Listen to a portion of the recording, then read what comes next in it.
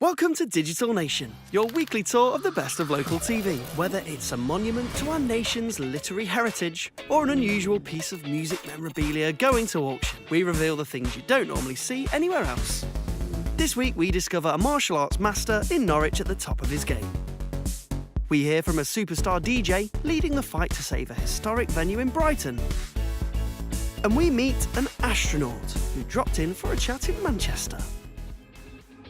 Loving local? Then let us know what you think by using the hashtag #DigitalNation. Receiving fan mail is all in a day's work for the famous.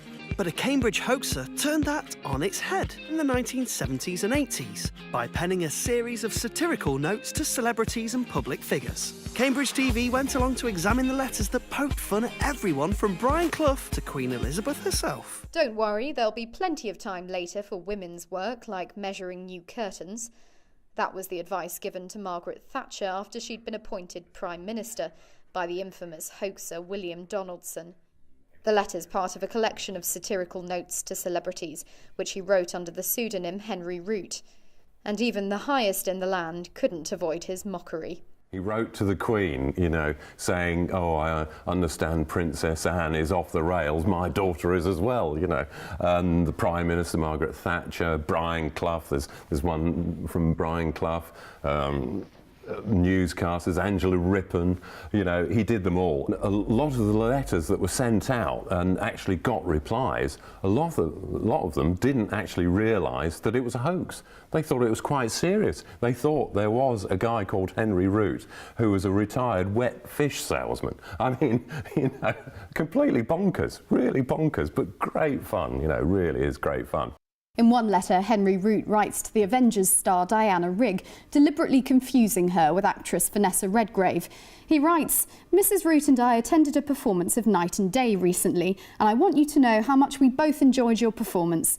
One thing puzzles me, what's a pretty lass like yourself doing getting mixed up in left-wing politics?" He goes on to ask for a signed photograph, which gets the response, "Dear Mr. Rout, I'm afraid I don't have any photos of Vanessa Redgrave or of myself. Yours sincerely, Diana Rigg." Nowadays, you just couldn't do it. So it's like a time capsule, really. And interestingly, the handwritten letters, they've started to fade. So they're fading away, so it's that sort of tiny time capsule which is sort of diminishing all the time. And it's just great to come across them, really. Here on Digital Nation, we have a proud tradition of showcasing the UK's prized pets. And this week, we found a very special rabbit called Rory. Big Centre TV went along to meet this furry friend who's helping his owner in all kinds of ways. Hopping his way into the Animal Hall of Fame, Rory's not your average pet rabbit. To this 18-year-old, he was a lifeline. In 2011, Ellie lost her granddad suddenly and subsequently became ill with an eating disorder. She sought help but still found there was something missing. I tried counselling, the programme was 6 weeks. I'd done 12 months in the end of counselling. I was hospitalised, nothing worked. I went on holiday just after I was hospitalised to see if that would help, and nothing helped me. I've always wanted a pet, and when I started to recover from my eating disorder, my mum let me have Rory. And that just helped me majorly. Getting up every day, seeing him, having routine, I knew how important food was. If I didn't look after myself, I couldn't look after him, so that was really important for me. I don't think there's a word to describe it. Obviously, without him, I don't think I would have been here, so he has literally changed my life completely. Ellie nominated her beloved rabbit for a PDSA Commendation Award, which recognises outstanding devotion that pets display.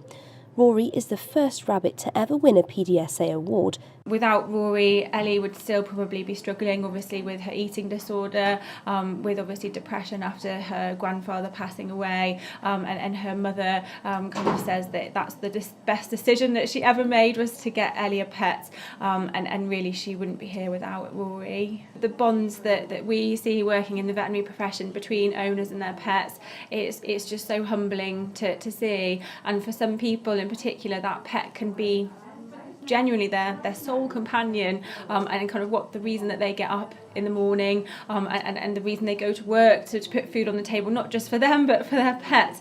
And really I have seen over the years some amazing stories of people that just go above and beyond for their pets. It's a clean bill of health for Rory, and in celebration of the award, it was treat time. He did have a bit of carrot because I know it's high in sugar for him, but I gave him that as a treat and extra cuddles. He may not realise just how much he's done for his owner, but he seems fairly pleased with his award. Brighton's Hippodrome Theatre has been left empty since closing as a bingo hall in 2006. But now a campaign is underway to bring live entertainment back to the iconic venue. Campaigners can also count on the support of a famous musical Brightonian who wants the Hippodrome back up and running, right here, right now. For years, the historical listed venue in the heart of the city sat empty, but the campaign to save the Brighton Hippodrome is really stepping up a gear. And now it has the backing of a superstar DJ. It's about 3 times bigger than I remember it, and about 10 times more beautiful, and in about 50 times better repair than I was expecting. There is a roof, I can guarantee that. This is a circus theatre. It's a theatre and a circus. So our ultimate aim, of course, is to recover it as a theatre, but also using this quality of a sort of flat floor circus space as well. That's what we hope. And it looks as though that's possible. It's only a small problem of money, that's all. We want it to be in the right hands with the right use. It's a beautifully designed classic theatre. I've never actually trodden the boards of that hallowed stage, unlike the Beatles and the Rolling Stones and Jimmy Edwards and everybody else who's played there. So, but I might do one day. Wartime documents offer a tantalising glimpse into history, and in our next story, we take a look at a historic artefact relating to the Williamite War in Ireland.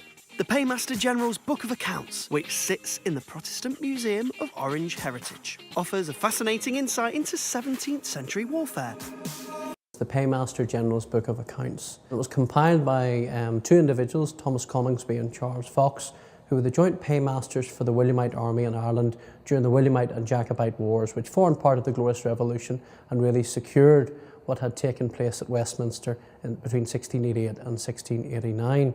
And it gives a fantastic insight into late 17th century warfare, and in this case, the height of the Williamite and Jacobite Wars over the British throne between 1688 and 1691.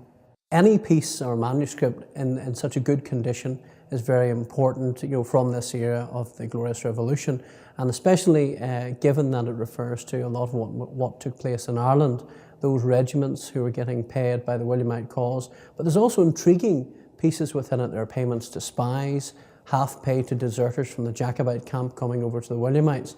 But it allows the reader also to gain an insight into the economics and the social aspect of late 17th century warfare. This particular page shows a number of payments that were made for the upkeep of hospitals, because really you're moving into the era of total war. So you have all aspects of society being affected, you have civilians, obviously there needs to be an aspect of welfare for those officers and soldiers who have been wounded in battle.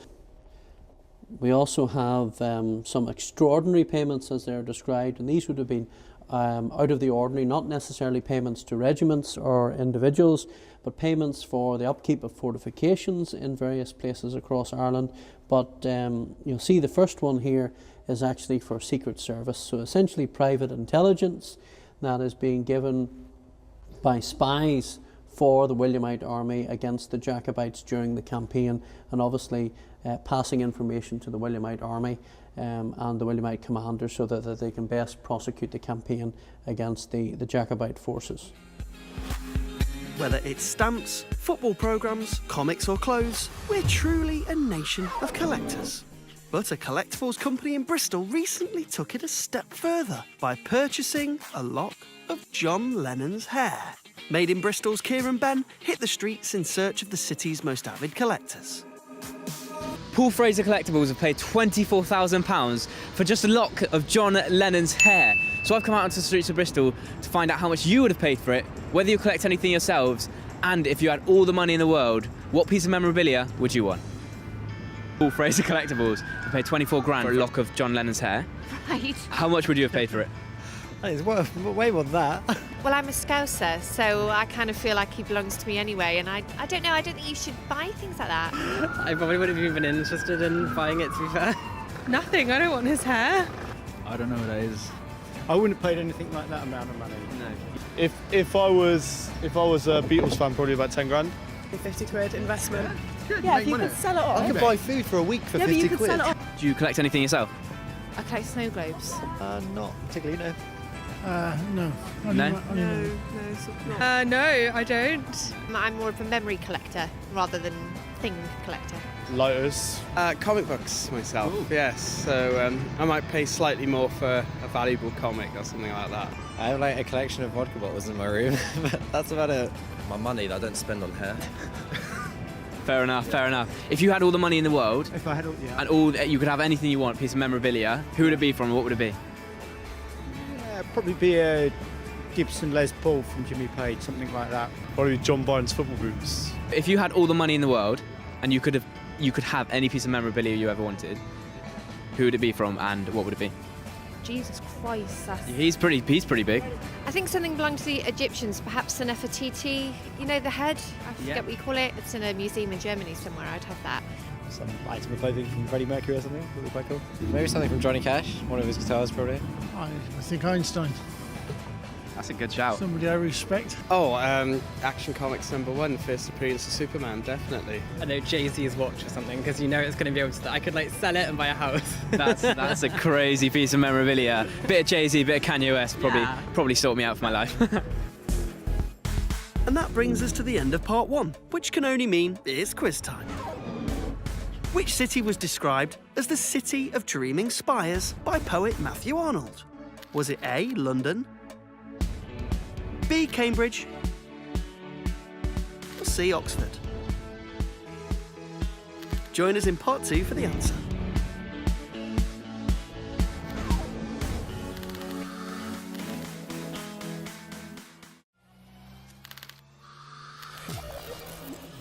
Welcome back to Digital Nation. Before the break, we asked you, which city was described as the City of Dreaming Spires by poet Matthew Arnold?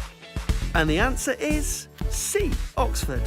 Matthew Arnold's poem Thyrsis and Monody was published in 1866 and describes Oxford as the City of Dreaming Spires, inspired by the architecture of the famous university buildings.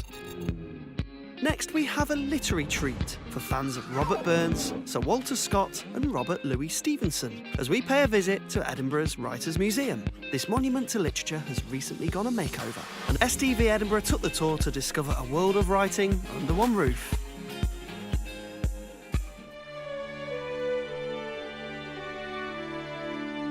Welcome, my name is Gillian Findlay. I'm the Senior Curator of History for Edinburgh City Council Museum Service. We're standing at the moment in the newly refurbished main hall of the Writers' Museum in Ladystairs Close.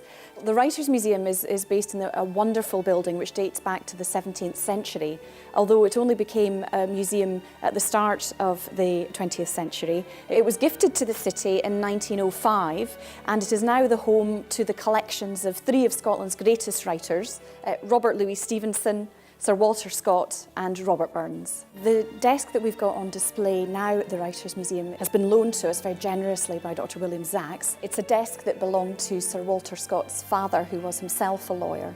There is a fascinating array of material actually inside the desk. Scott began writing Waverley in 1805. It was his first historical novel. We know that he stored it away in this mahogany desk and it stayed there for 8 years, and he eventually came across it again when he was searching for some fishing tackle for a guest who was staying with him, and he brought it out and he completed the novel. So it's a fascinating story. This is the newest gallery that we have in the Writers' Museum. It opened in January this year and we're absolutely delighted about it because for the first time we've been able to provide our visitors with a dedicated gallery for Sir Walter Scott.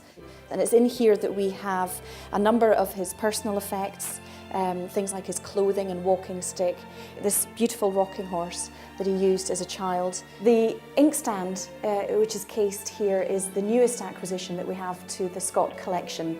None of our collections are closed. In other words, we haven't stopped trying to acquire material where we can, and a really important, beautiful silver item, and we're really pleased to have it on display.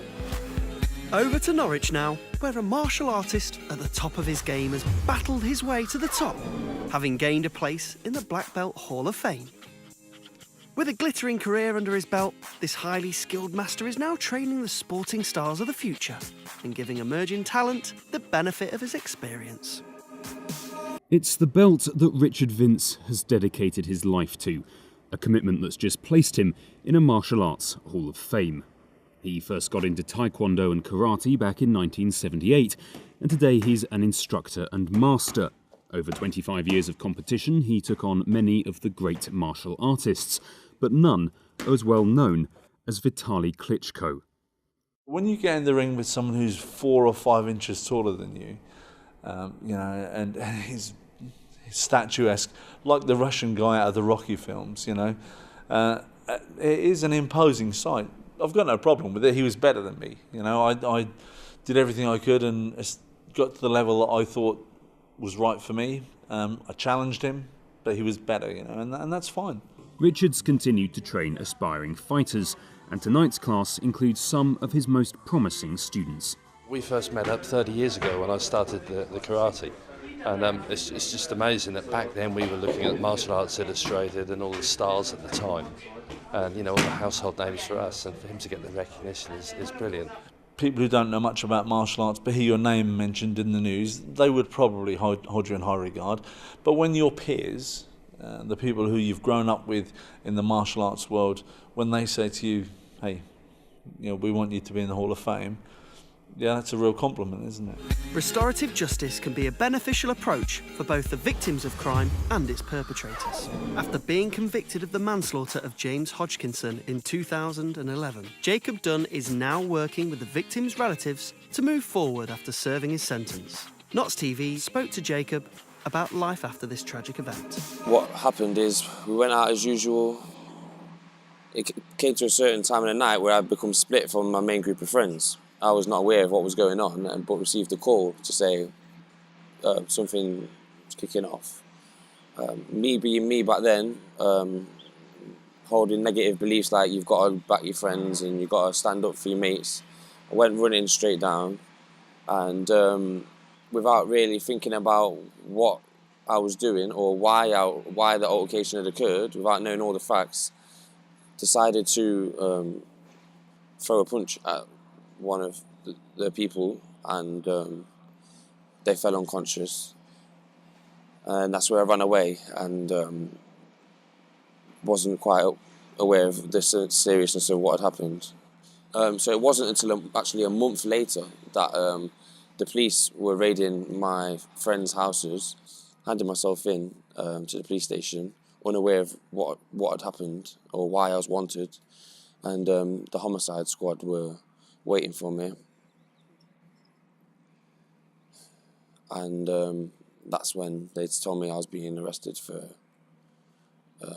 murder. Fast forward, you were sentenced to 30 months in prison. You served 14. Since you spent that time in prison, what changed for you? No one in custody ever challenged my way of thinking. No one ever challenged me and said, have you ever thought about the true victims and all this and the real impact that you've had? And it wasn't until my probation officer, a couple of months on release, after release, the probation officer came to me and said, have you ever heard of something called restorative justice? She basically told me that the parents of the man who passed away wanted to put some questions to me. How did that feel when you finally came face to face with them? Sorry, just saying the word sorry wasn't enough. So what I wanted to do is actually prove to them that I was sorry by going out and raising awareness of what we're now calling the One Punch campaign, how easy it can happen. Kind of they realised that I meant what I was saying, and I was doing as much as I could to try and raise awareness and repair some of the harm that had been caused. Forging a career in professional football is a lifelong dream for many. But for one female player, the pursuit of her career goals involved overcoming prejudice and opposition to play for her national team. Sheffield Live met up with this sporting star as she strives to inspire a new generation of girls to take up the challenge. I was not motivated because back home it's like women don't play football, football is meant for the men, kind of discriminating. But then I was quite young and I've got no options, but I was kind of stubborn then, even though when I go to play on training and stuff like that, whenever I come back home, no, you have to go to school, you don't have to play football. But the thing is that I just keep myself courage. I keep pressing, and when I make it and people say, oh, she's playing for the national team, she's a star, she's a celebrity, so people have the courage to encourage the younger ones, the girls most especially, to play. I was like, oh, look at Aisha now, she was not allowed to play football, now she's a star, so all the parents give their daughters support to go and play football. So I just think of like, I'm kind of a solution to so many problems when I was playing then young. But of course now it's different. Everybody wants to play football because it's more like business and everybody love it. And of course football is live. It's a very good thing. It gives you an eyes opening. You make friends. You meet people, multicultural, integrated people. And of course, for me, I so much have great passion for football. What would be your advice to young women out there, young girls who want to get into football? My first advice is that there's this 4-letter D's I always have in my head when I used to play there. It's dedication, determination, devotion, and discipline. If you're a girl or young ladies or an adult that want to play football, the first thing you have in your head for like, oh, I need to have self-motivation. Even though out there you're not being encouraged, because it's not everyone that play football, you get some support from maybe parents or friends or relatives or something. Just go for what you want. You've got it in you. Don't feel, oh, somebody's making it, I'm not making it now, because for me, I believe there's no competition in destiny. And I'm like a living proof. So go for what you know you have in you. You're going to succeed. That's just it. Finally, we meet an astronaut who brought a little piece of outer space to Manchester. As a veteran of 4 space shuttle missions, astronaut Don Thomas knows a thing or two about journeying into space and was on hand at That's Manchester to talk about space food and day-to-day life on the International Space Station. What have you brought with us today? There's quite a lot going on here, but can you sort of explain, is this some space food? Yeah, this is space food here, and similar to what Tim Peake would be eating, most of our food is freeze-dried. So we don't have a refrigerator, freezer. Most of it is freeze-dried. We add water to it, and after a few minutes, you just cut this package open and eat it with a normal fork or spoon. This is spaghetti and meat sauce. I heard Tim Peake's first meal up in space was a bacon sandwich and a proper cup of tea. So, you know, we carry not just American food and Russian food. They try to have food items for cultures and all the participating countries in the International Space Station. What about the tiny little thing back there? I think that's my favourite part. Yeah, here we have a little piece of the planet Mars, and it sounds crazy. I know your viewers are going to say that can't be, but this is an actual small rock from the planet Mars. It was a meteorite. It got blasted off the surface of Mars. It landed on Earth in Morocco in 2011. They did the chemical analysis. They know this is an actual piece of Mars. So we can touch Mars today like this, but in about 30 years from now, we're going to send astronauts there, and they'll be bringing back bigger rocks than that one. Oh, that's amazing. Obviously, your career has been pretty incredible. How much training did you have to go through? For my first flight, once I got selected to be an astronaut, it was 4 years of training for my first mission. And that's quite an amazing number, 4 years of training for a 15-day space shuttle mission. But there is just so much you need to know. We have to practice over and over and over so that we're ready for any situation, any scenario that may come up. And that completes our rundown of the best of local. If our stories have inspired you, then don't forget there's more you can see on each of the local TV channels' websites. Or why not catch up on previous episodes of the show by visiting bbc.co.uk/Digital Nation. Until next week, goodbye.